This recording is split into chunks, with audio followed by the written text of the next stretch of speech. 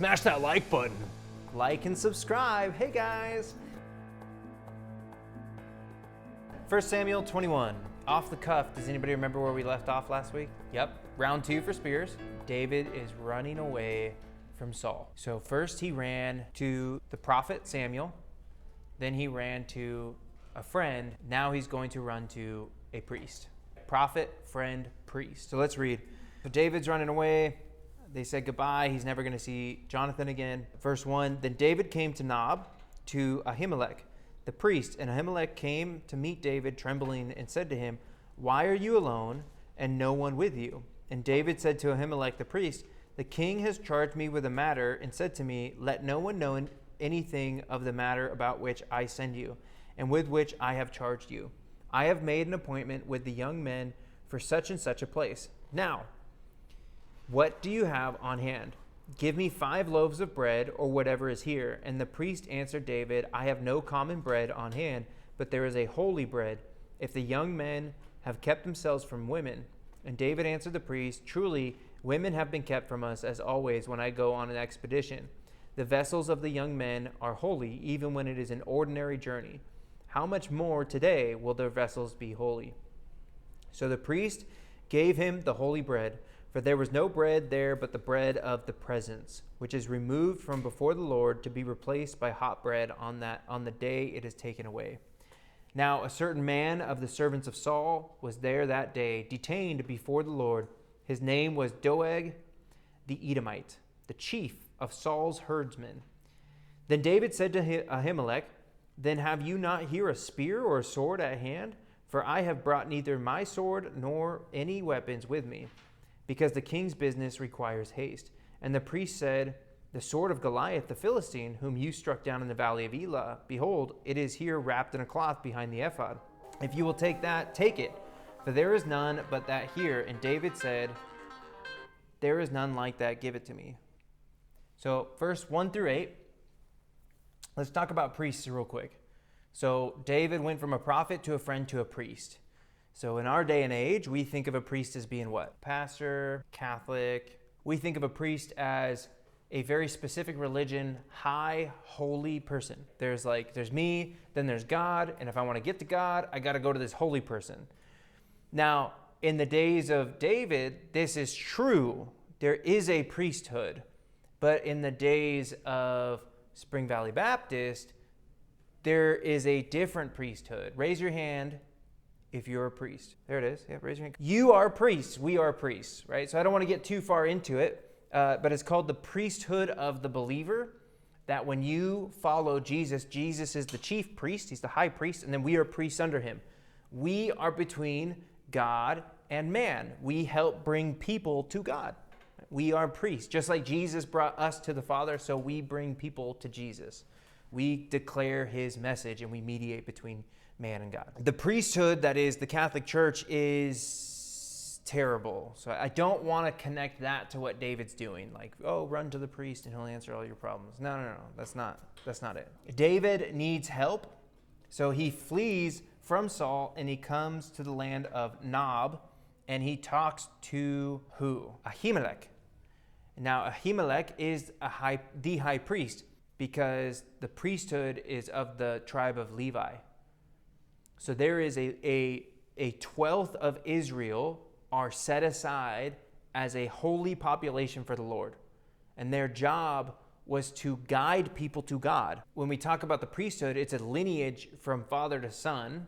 It's a bloodline from Levi all the way to Aaron, and from Aaron all the way down to the high priest at the time. It could be Zadok in the days of David. The priesthood it's about people who are ministering in God's temple.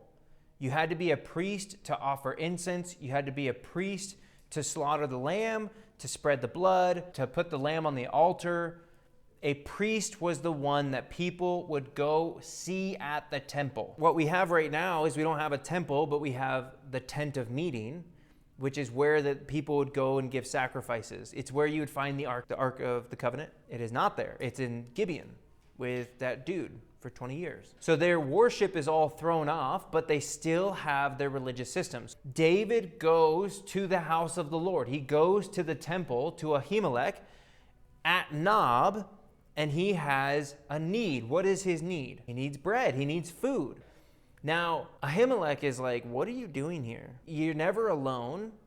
You always come with people, and you're always very particular about what you're doing. So Ahimelech is suspect. He's like, what's going on? It says that he's trembling. He's like, hey, David, what's going on? He's kind of like scared. Like, what? This is out of the ordinary. David comes up with excuses, and he actually lies. David says that the king has sent him on a secret mission. And this secret mission must be done so fast, I couldn't grab any provisions. I needed to leave immediately. I'm going to go meet my guys. I need food. So Ahimelech is like, okay, you're a man of your word. You're a man of integrity. I'm going to do what you're asking.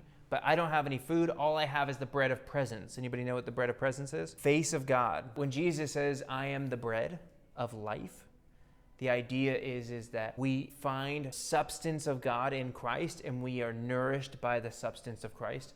He says, you have to eat my flesh.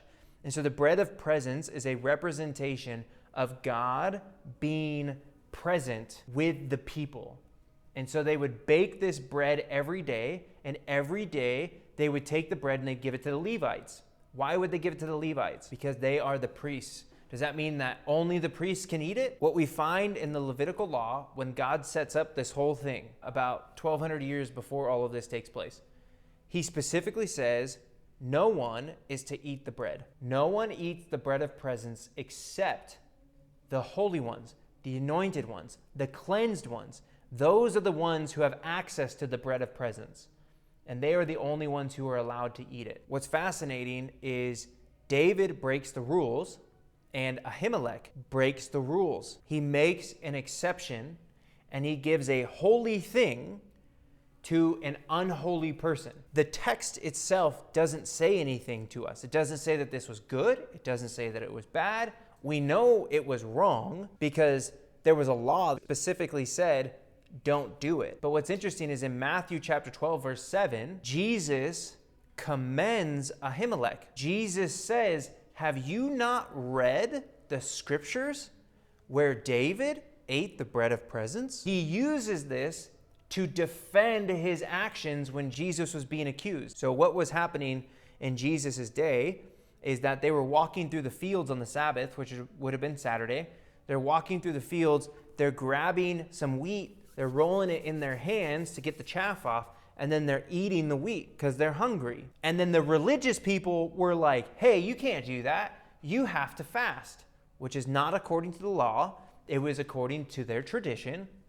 And Jesus says, have you not read the scriptures? Have you not seen where David ate the bread that it was not legal for him to eat? And then Jesus says this, you wouldn't have charged us with sin if you understood what this meant. I desire mercy over sacrifice. I desire mercy over sacrifice. So Ahimelech, as the high priest, could give the law and say, no, David, you're not accepted of the Lord. You are not allowed to eat this thing. Or he could give him mercy and grace and give him the bread. And so Ahimelech chose mercy. He chose grace. And he broke the law, but in so doing, he was upholding the character of God. He allowed an exception to the rule so that he could show mercy and grace to God's chosen man. So one, he has a need for bread. And then he talks about the Edomite, Mr. Doeg. Doeg the Edomite was there. This is all this is going to say. So I want you guys to hear this.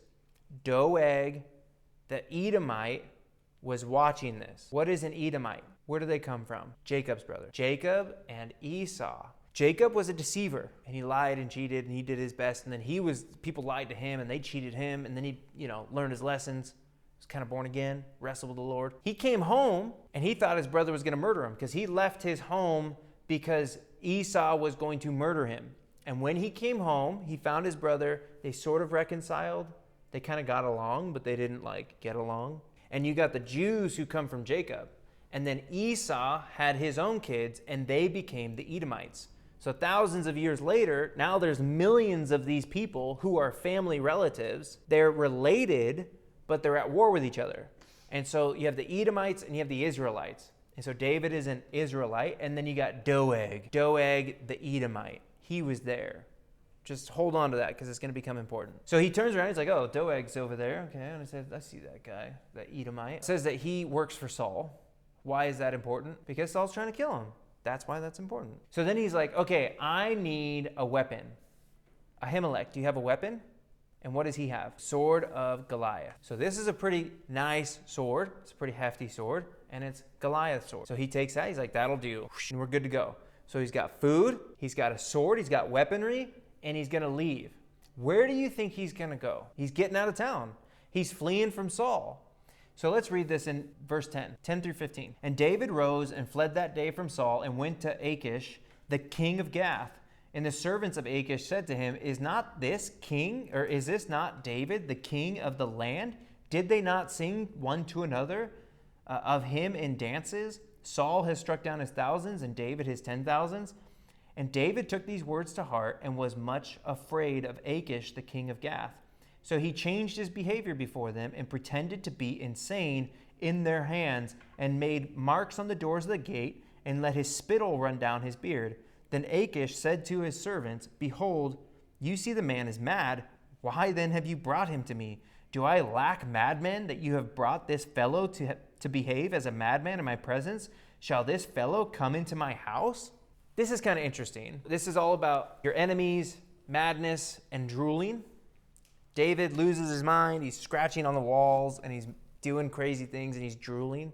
He's got a big beard, because that's what men have. Men have beards. If you don't have a beard, you're not a man. He's drooling, and I don't know if you've ever seen this. Have you ever seen like water in men's beards? It doesn't look good. It's pretty gross. So he's letting his spit just run out of his mouth.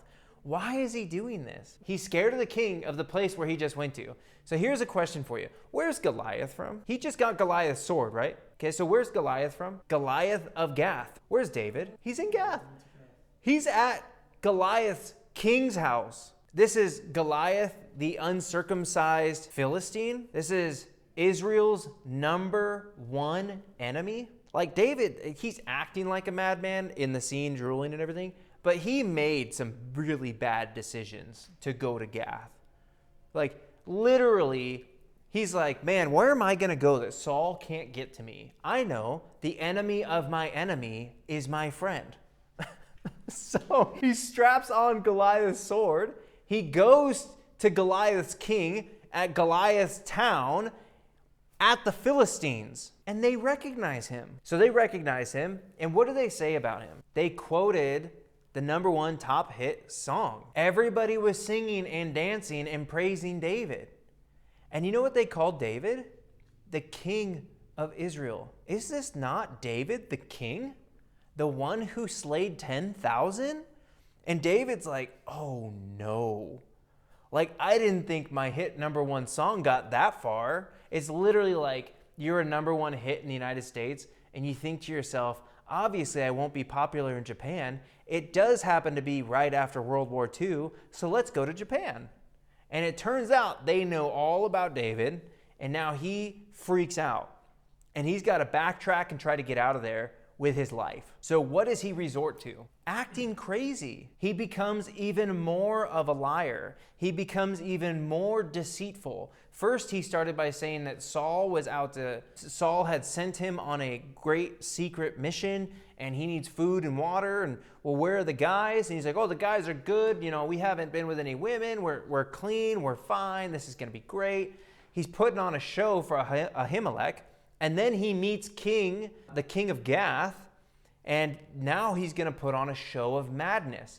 And it says that he was scratching at the doors of the gate, and he was drooling and spittle and all that different stuff. Here's the thing about the gates. So whenever you're reading the Bible and it talks about the gates of a city, or people were at the gates, or they were passing judgment at the gates, all of the really important people were at the gate. Everybody who had a reputation, everybody who was there to be a judge or a ruler, an arbitrator, somebody if you were going to go buy land, It's like going down to the courthouse. So whenever you read that, think of the elite in society, right? This is where you're going to find the mayor. This is where you're going to find the governor. This is where you're going to find the king and all of his people. They are going to be at the gates. David is at the gate with all of these people, and he makes himself a joke.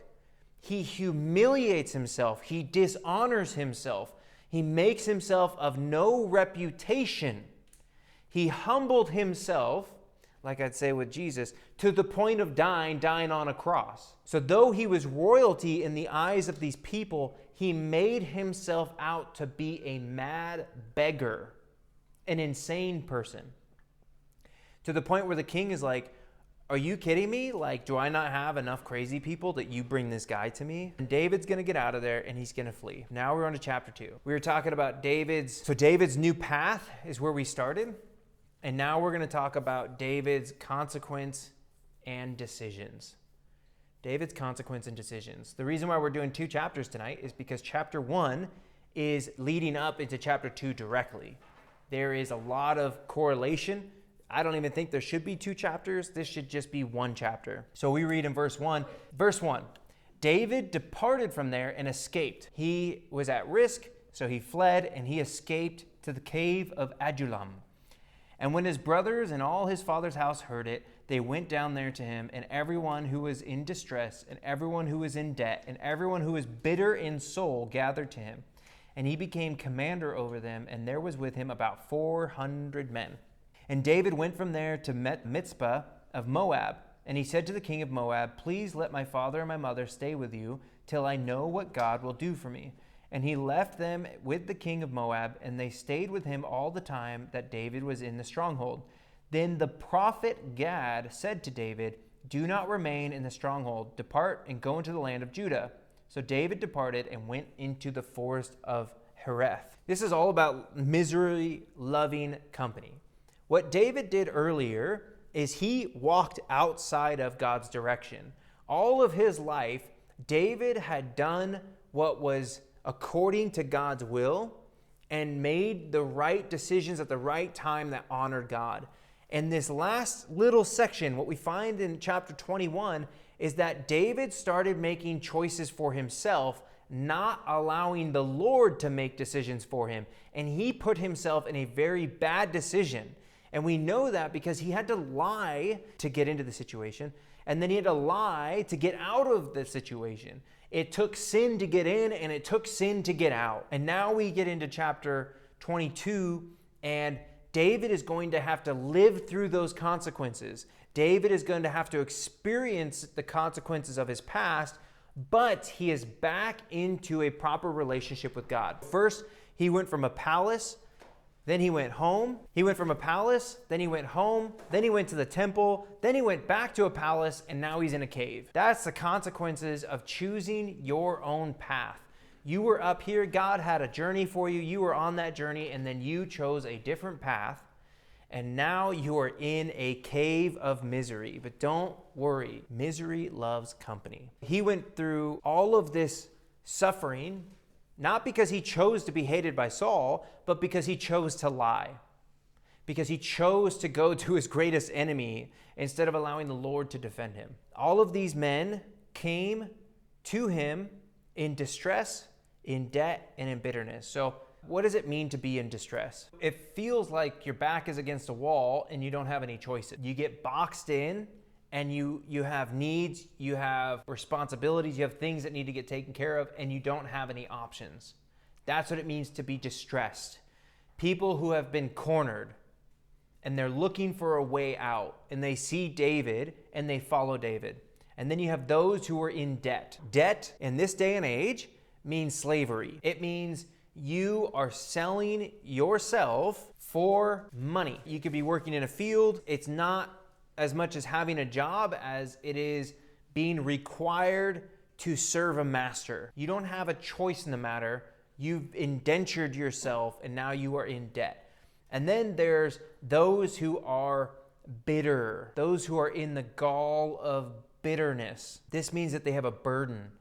There is a weight upon their back. There is a great heavy load that can't be lifted, and they walk around feeling the pressure of that load. And so these are people who are really not enjoying life. These are people who are really suffering in the circumstances of their life, and they turn to David as a place of refuge. And what's funny is David doesn't have refuge himself. David is boxed in, and David is distressed. David, most likely, not really incurring debt as what we would think, but he has no resources, and he is dependent upon the kindness of people around him. And then he has a burden on his back, which is really a target. Saul is out to kill him, and people identify with David. David is in such a difficult situation, but it makes him relatable to the world around him. And so people are naturally drawn to him, and he becomes their commander. So he creates provision for his family. His brothers came out to see him. His father came out to see him. Why do you think his brothers and father came out to see him? They might have heard that Saul was trying to kill David, family. Now, he takes his mother and father and he takes them to Moab. It's like taking him to Canada. He's taking him to a different nation. He tried going to Gad, into the Philistines. He went to Mexico, and he didn't get along with the Mexicans. He was like, let's build the border. Build the wall. So he took him up into Canada, right? Obviously, I'm using modern terminology. Why does he need to put his family in Canada? Why would he take him to Moab? Saul has evil intentions. That's the implications. David doesn't only have a target on his back, his family has a target on their back. Now, you remember the promise that Saul made? He said, if you kill Goliath, your family will be free. Your family will be free. Free from taxes. They can live their lives. They won't be indentured as soldiers. Now, Saul's turned his back on that, and he's going after David's family. So it's David provides provisions for his mother and his father. He goes to the Moabites, and the Moabites are another clan that are related to Israel to a certain extent. This is Lot's daughter's children. If you remember, Lot's daughters got him drunk and raped him, and he impregnated both of his daughters, and they had children. They become the Moabites. So anyways, that's where Moab comes in. He's got provisions from God. Verse 5, it says, the prophet Gad said to David, do not remain in the stronghold, depart and go to the land of Judah. So now he's getting direction from God. He's been on his own journey, doing his own thing, and now he's back where he needs to be. And God is now talking to him. Gad is going to be a new prophet in the life of David, and he is going to be with him for a very long time. He's even going to be around during like 1st and 2nd Chronicles. You're going to read about Gad being a prophet. Verse 6 through 19. Now Saul heard that David was discovered and the men who were with him. Saul was sitting at Gibeah under the tamarisk tree on the height with his spear in his hand, and all his servants standing about him.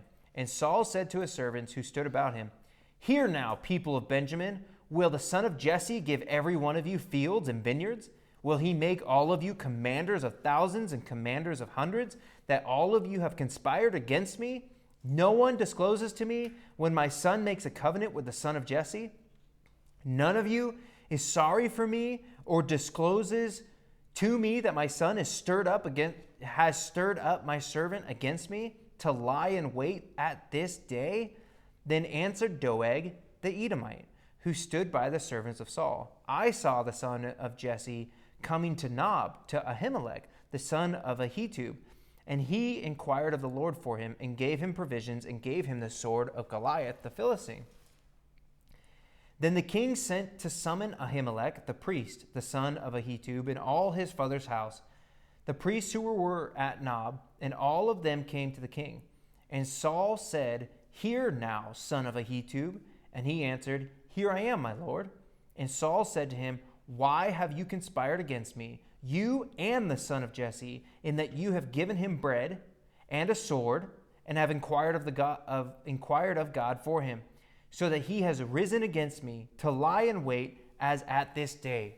Then Ahimelech answered the king, and who among all your servants is so faithful as David, who is the king's son-in-law and captain over your bodyguard, and honored in your house?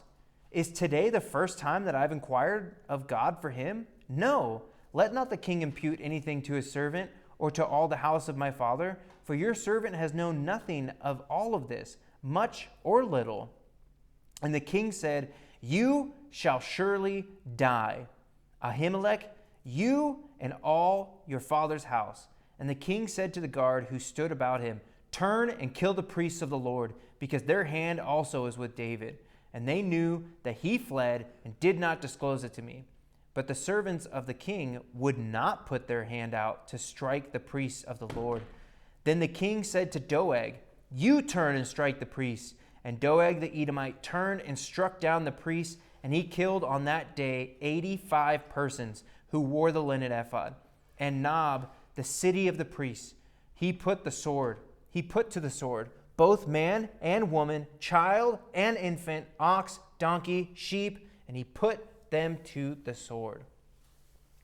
This is a insane turn of events. This is the scene of a mad despot, a ruler with supreme authority to do as he pleads. There is no one to stop him and no one to disobey him. First, he is enthroned. He has his seat. He's seated up under the terebinth tree, and all of his servants are around him, and he's stewing in his anger. He's got his spear in his hand, and this guy is out for vengeance. He wants to kill David, but he can't find David. So what does he do? He strikes out and causes chaos in the land. So he stands up and he starts accusing everybody around him. And he says, this is your fault. You have chosen David and you have supported him. How did they support him? What did the servants of Saul do to support David? They didn't snitch. They didn't snitch on who? Jonathan. He said, my son has betrayed me and has stirred up David to attack me. There is no one, his own blood is at risk here. Everybody is accused of insurrection against the throne. And so he points at them and only one person responds. Who is that? Doeg. How do we know Doeg? We know him from chapter 21. When David was asking for the bread, he looked over and saw Doeg, and then he looked back and he asked for a sword, right? It was very specific. In chapter 21, he tells us, hey, Doeg was there. So Doeg speaks up and he says, I know what's happening. I got you. I'll take care of you. I'll provide for you. I like to call this guy, I got this from John Bunyan's The Pilgrim's Progress, Mr. Gain Favor. He wants to be a part of the world. He wants to be in power. He wants to be with influence. And so he says, I got the solution. Ahimelech helped him.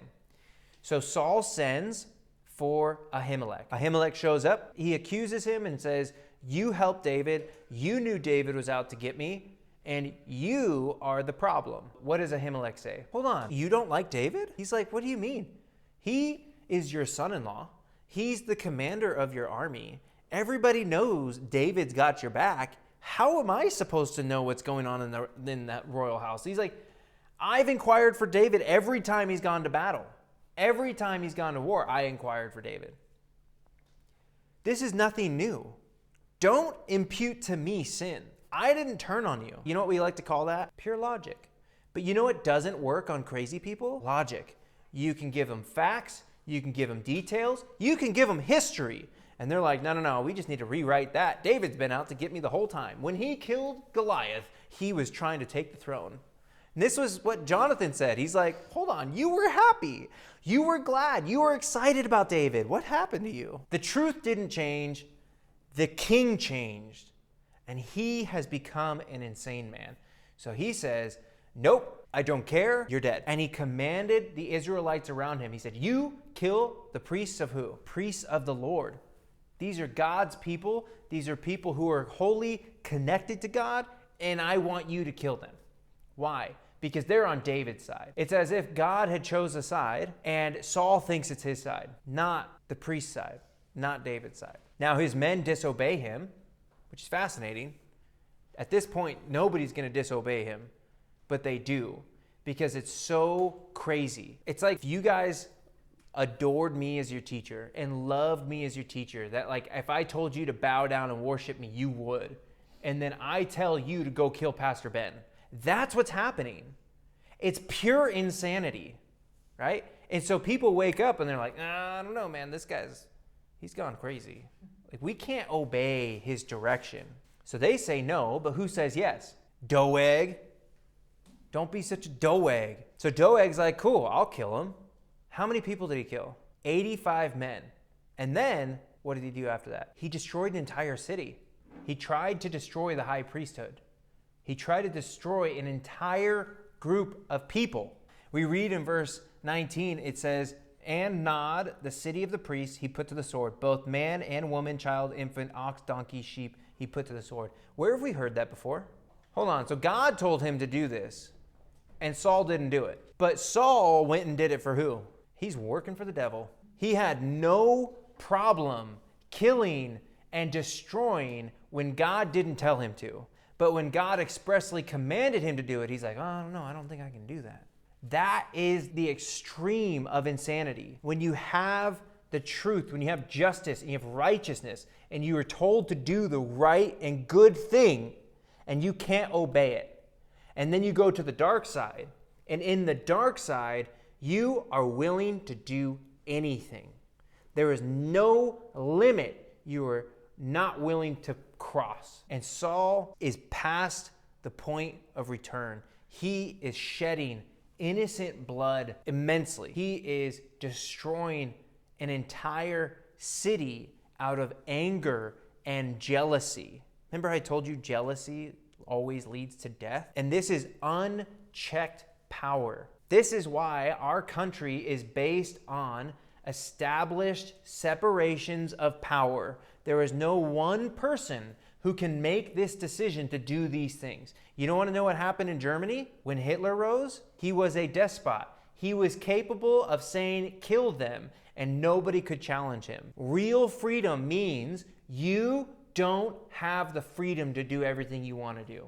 That is real freedom, because that means that we can all hold each other accountable and real peace and prosperity and goodness can take place. And God warned them. God told them, you do not want a king. He will mistreat you. And they're like, no, it's okay. God, we know what we're doing. We want a king. And Saul is the epitome of a bad king. Let's read what happens in verse 20 through 23. But one of the sons of Ahimelech, the son of Ahitub, named Abiathar, escaped and fled after David. And Abiathar told David that Saul had killed the priests of the Lord. And David said to Abiathar, I knew on that day when Doeg the Edomite was there that he would surely snitch. You tell Saul, I have occasioned the death of all the persons of your father's house. Stay with me. Do not be afraid, for he who seeks my life seeks your life. With me you shall be in safekeeping. So here's what he does. David's consequences catch up with him. He did what he thought was right in his own eyes, and he repented and got back on track, but his consequences followed him. And he says, I knew it, I saw it, I understood it, but I couldn't change it. He knew Doeg was there, he knew that Edomite would snitch on him, and he knew that it was bad. He could have warned Ahimelech. There's lots of other options that he could have done, but he didn't. And now there's consequences, and this is what he says. It's my fault. He takes responsibility. It's my fault. My actions have killed your whole household. And he says, we are bound together. We are united based on one enemy. Stay with me. I'll take care of you. Part of David's role now as commander of these 400 people is he needs to feed them. He needs to clothe them. He needs to get them food and shelter and provide for them. He has to feed a family of 400 people. He's responsible for them. And this is going to become important as we move forward, because he's going to lean on people. He's going to say, hey, give me some food, give me some shelter, give me some stuff. And people are going to be like, nah, who are you? We're not doing that. And he's like, all right, guys, get your sword. It's going to get intense. It's going to be fun. What are some applications that we can take away from this chapter? Unintended consequences. We don't always see the ripple effect of our choices. And so we make decisions, and it's hard to see how far that choice is going to go. But that's wisdom. Wisdom from other people, hey, we want to do this thing, and then you have good friends that are like, whoa, I wouldn't do that. That's a bad decision. That's a bad choice. Why? Well, down the road, this will come back to haunt you. Like, hey, I'm going to live this lifestyle where I'm going to go sleep around, and I'm going to go do all this stuff. And then wisdom says, don't do it. It's not good for you. You're going to regret it. And you're like, nah, I'm going to do whatever I want. Next thing you know, you're 30 years old, and you're like, man, I really wish I didn't do that. Wisdom tells you unintended consequences. Nobody starts out thinking, I want to ruin my life. But your choices lead you there. Choosing your own path is a path towards madness. Choosing your own path is a path towards madness. When you decide, not based on God's counsel or the sound wisdom of the scriptures or godly counsel around you, you make choices that have unintended consequences, it leads towards mental illness. It leads towards deceit and lying and having to backtrack and try to fix your problems. It just leads to chaos. So we don't want to choose our own path. We want the path that is set before us. We want to walk in all His ways. We don't want to turn to the left or to the right, but we want to commit our path to the Lord, and He will direct us. We talked about choosing your path that leads to madness. We talked about unintended consequences, and then taking responsibility for our choices. That's a big one. It's very important. That's what makes David unique. If we remember back to Saul never took responsibility. He always abdicated and was like, well, they did it and they did that. And well, you told me this, and well, you didn't show up on time. This is exactly what Adam did with Adam and Eve. God's like, what'd you do? And he's like, well, you gave her to me. So we need to take responsibility. So the other day, Ruth and I were driving in the car, and I was talking some stuff, and she didn't appreciate what I was saying. And so she told me, like, hey, I feel like this is what you're saying. And like, I had to take responsibility. I was definitely saying something that she took that way. And so I took responsibility and I said, hey, I'm sorry. Like, I did not mean it that way, but please forgive me. That gave us a reset. Like, okay, forgiveness, let's move forward. And that's always where it is. We always start by taking responsibility for our actions, no matter how big or how small. It was our fault.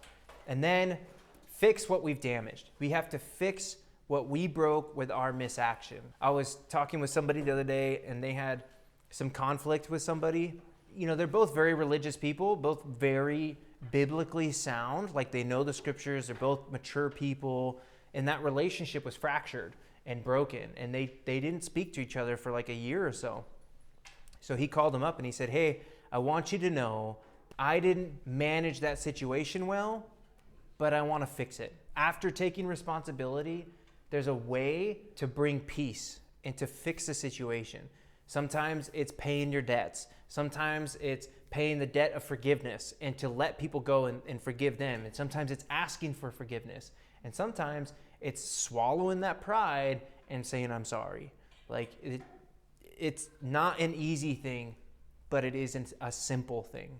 When do you know enough is enough and there's no fixing it? That's a very, very good question. You always leave the door open for them, but that doesn't mean you continue to ask them to walk through it. You go and you make peace. They have not received peace, and that's their problem. Now they have work that they need to do. You've done your job. You've gone and sought peace. You open the door of friendship. You open the door of reconciliation or making peace. And if they don't walk through it, they don't walk through it. And you don't have to continue to keep kicking that door open and be like, I'm inviting you in. What you're trying to do is force them to grow up and mature. But in grace, you allow them to grow up and mature on their own time. Let them do it their way, in their time, in the appropriate manner that they see fit.